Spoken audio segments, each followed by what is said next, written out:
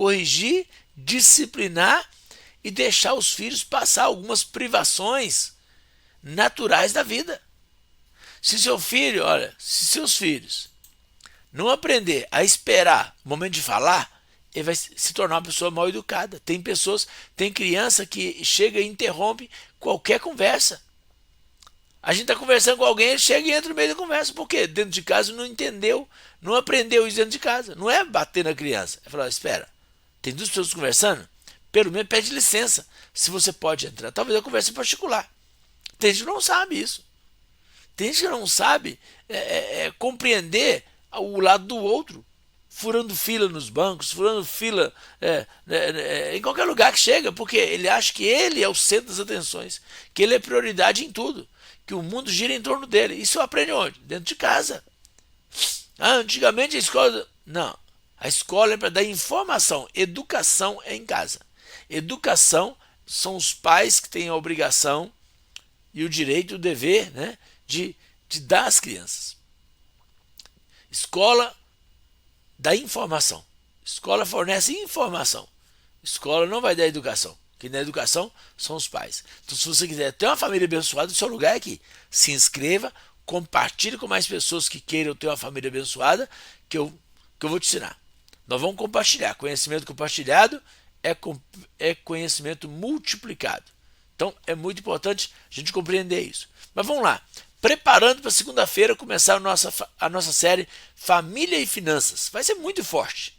Não é uma parte técnica sobre família, é família e finanças. Como administrar isso, como cuidar disso. No encontro da tarde, onde eu falei de comunhão. Gente, como que a família anda em comunhão?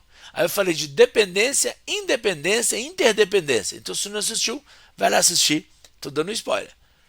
Dependência, independência e interdependência. Todos nós precisamos passar pelas 3 áreas, pelas 3 fases. São 3 fases.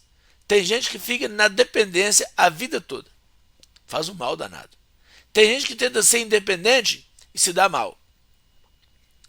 A interdependência é o melhor lugar, mas para você chegar lá, você tem que entender o que é dependência e o que é independência. Para depois você chegar na interdependência. Lá que é o lugar que todos deveriam chegar. Muitos não chegam, tá? Então vamos lá. Eclesiastes capítulo 5, versículo 10. Quem ama o dinheiro jamais se fartará dele. Quem ama a abundância nunca se fartará de renda. Também isso é vaidade. Então, por que eu escrevi esse texto? A questão da nossa série não é te ensinar a ficar rico ou ganhar dinheiro. É te ensinar a ter uma vida equilibrada na família. Por quê? Você pode ser rico tendo a sua casa e pode ser rico pagando aluguel. Você pode ser rico tendo uma mansão e pode ser rico sendo bilionário. Por quê? Porque depende do que você tem em mente, o que é ser rico. O que é ser rico para você? Talvez você se sente rico e não tem problema. Talvez você tem muito dinheiro e ele se sente pobre. Isso é problema seu. Porque está escrito aqui, ó. Quem ama o dinheiro jamais se fartará dele. Quem ama a abundância nunca se fartará de renda. Então a gente precisa entender que jeito nós estamos. Você está confuso? É bom conversar. Porque às vezes, família, um só decide as coisas. E a Bíblia diz, andarão 2 juntos se não houver acordo? A família vai andar junto se não houver acordo? Então tem coisas que talvez você não parou para refletir. Talvez você está valorizando o dinheiro de um jeito e poderia investir esse dinheiro de outro jeito. Quer ver um exemplo? Às vezes a pessoa tem muito dinheiro, mas não investe numa boa escola para os filhos. E as crianças sofrem, futuramente serão adultos que foram prejudicados pelo sistema de ensino, infelizmente. Aí o pessoal tem assim, mas o governo é obrigado. Gente, eu sei, o governo é obrigado. E quando ele não faz? Quem vai obrigar o governo a fazer? Então é isso que tem que pensar. Às vezes a pessoa está com o dinheiro guardado e está doente e não quer pagar um médico. Ah não, o posto médico é obrigado. Eu sei que é obrigado. Mas quem está passando mal é você. Vale a pena esperar? Então, você que tem que saber isso. Eu só tô levantando os questionamentos, fazer você refletir. Porque o segredo é isso, é você refletir no que está, o que você está fazendo com a sua vida. O que você está pensando na sua vida? O que vale a pena? Guardar o dinheiro ou você fazer viagens com sua família e curtir aquele momento ali? Se você tem o dinheiro, né? Não estou falando para você endividar, mas para você pensar assim, olha, eu preciso aproveitar esse momento. Se eu guardar esse dinheiro, é bom. E se eu usar esse dinheiro para promover a comunhão da minha família? Gente, não tem nada mais importante na família do que uma comunhão. A família que anda junto, ela se fortalece, ela cuida um do outro. Lá na Torre de Babel, Gênesis capítulo 11, Deus falou, o povo é um, todos têm a mesma língua, não haverá restrição para tudo que tentarem fazer. Assim é a família. Quando a família é uma e elas têm a mesma língua, nada atrapalha. Aquela família vai desenvolver, vai crescer, vai vencer, porque aquela família está em unidade. Assista lá o encontro da tarde de ontem, que você vai entender. Quem está assistindo a gravação, né? Estou falando do dia 25 de agosto. Hoje é dia 26, a live de ontem, dia 25. Onde os bens se multiplicam, também se multiplicam os que deles comem. Que mais proveito, pois, tem os seus donos do que os verem com seus olhos? Então tem que tomar cuidado com isso. Finança é bom, mas até que ponto é bom? Ou até que ponto, ou a partir de que ponto que pode tornar uma prisão? Que a pessoa não tem mais sossego. Sabe aquela pessoa que compra um carro chique e agora ela não tem paz mais. E agora ela fica preocupada com o carro. Que a pessoa que compra uma casa e agora ela não pode nem sair de casa.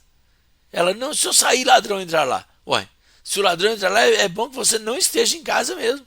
É melhor que ele entre com você fora de casa do que você lá dentro. Porque a casa você pode comprar outra, mas a sua vida é uma só. Do seu sono do trabalhador, quer coma muito, quer coma pouco. Mas a fartura do rico não o deixa dormir. Olha só, aqui está mostrando que se você tem o suficiente, já está bom. Agora, se você tiver um pouco a mais, melhor ainda. Mas se você tiver muito mais, isso pode trazer transtorno. Quanto que é muito mais? Depende. Depende da construção de cada pessoa. Depende da estrutura de cada pessoa. Tem gente que tem R$ 1.000 guardado e está em paz. Tem gente que tem R$ 100 sobrando e agora está preocupado com ele. Tem gente que tem 10 milhões guardado e está tudo bem. Tem gente que tem 1 milhão e acha que pode pisar em todo mundo e agora acha que é, né, o rei. Então depende de como você se vê, como você se sente, como você valoriza as coisas. Então aqui mostra o seguinte, que não se preocupar em fazer fortuna. Você quer fazer? Faça, desde que aquilo não atrapalhe a sua vida. Se você conseguir viver uma vida tranquila com dinheiro, ótimo. Mas se for para te perturbar, se você não tem sossego mais, se você, né, como diz a força de expressão, né, você vendeu a alma, por quê? O que Salmo 127 fala? Inútil é levantar cedo, dormir tarde, comer pão de dores. Quer dizer, você dá a vida pelo trabalho, mas depois você perdeu sua família. Aí você tem uma mansão, tem uma sala grande com a televisão grandona para você assistir, mas está angustiado, sozinho e reclamando, meus filhos me abandonaram. Mas você abandonou seus filhos quando eles eram criança. Eles só estão reproduzindo seu comportamento. Você já percebeu isso? Tem pais que reclamam. Tem pais que reclamam. Ó, vou dar um exemplo aqui. Não quero, né, massacrar meu pai, coitado. Mas olha, eu tenho que falar. A minha mãe sempre foi atenciosa com os filhos. Sempre, sempre. Seja para xingar, seja para ensinar. E meu pai, na correria do dia a dia, dentro daquilo que ele aprendeu, estou trabalhando, sustentando a família, trabalhando igual um burro e trabalhando demais. No final de vida, né? Quando eles estavam bem velhos, toda vez que o telefone tocava lá, ele falava assim, é para sua mãe. Mas por quê? Você ligava para ele e falava assim, o que você quer? Eu quero falar. Falar o quê? Quer conversar? Conversar sobre o quê? Aí, ele não sabia desenvolver uma conversa no telefone. Pessoalmente ele sabia, mas no telefone ele não sabia. E aí a gente chegava lá em casa também, lá na casa deles, ele Não sabia assim. Ele sabia, enquanto o assunto interessava ele desembolava bem. Quando o assunto dele acabava, ele não tinha paciência de ouvir. Minha mãe não. Sentava com a gente, preparava o café, preparava o lanche, perguntava como é que a gente deitava no colo dela, até marmanjão, deitava no colo dela. Tem foto dela quase morrendo e eu deitado no colo dela e pôr a mão dela na minha cabeça à força, porque ela já não estava bem, né? Estava com Alzheimer. E ela, para relembrar os velhos, você brincava, ela sentava no colo dela, não punha o peso todo, né? Mas sentava de brincadeira. Mas com ele a gente não tinha muita firula. Mas por quê? Porque essa construção, como ele não teve muito tempo, quando ficou mais velho, ficou essa situação. Então ela foi sempre muito bem cuidada pelos filhos, porque ela foi muito sempre apegada aos filhos. Ele foi desapegado aos filhos e depois também a gente não conseguia se aproximar tanto dele. Nós sempre fomos mais apegados à minha mãe, com todos os meus irmãos, até os que eram mais os preferidos dele, os queridinhos dele, também era mais apegado à minha mãe. Todo mundo que dava atenção para ele, dava muito mais atenção à minha mãe. Então, a gente notava nele as preferências de alguns filhos, e a minha mãe já não conseguia notar as preferências, porque ela dava atenção a todos, conversava com todos, xingava todos, brigava com todos, disciplinava todos. Ela cortava reto, não dava boi, não dava moleza. Falava a verdade na cara mesmo e ficava brava ainda. Então, o que a gente tem que valorizar na família? Você que sabe, a família é sua. Bom, o que eu quero mostrar é o seguinte. Aqui fala o seguinte, ó. Doce a sono do trabalhador, quer coma muito, quer coma pouco. Quer dizer, está ensinando que não precisa de querer muito, porque a fartura pode te tirar o sono. Mas eu quero te fazer uma pergunta. E o boleto vencido não te tira o sono? E a dívida não te tira o sono? E o nome sujo não te tira o sono? Então, não é o problema é ter muito dinheiro. Ter menos também é um problema.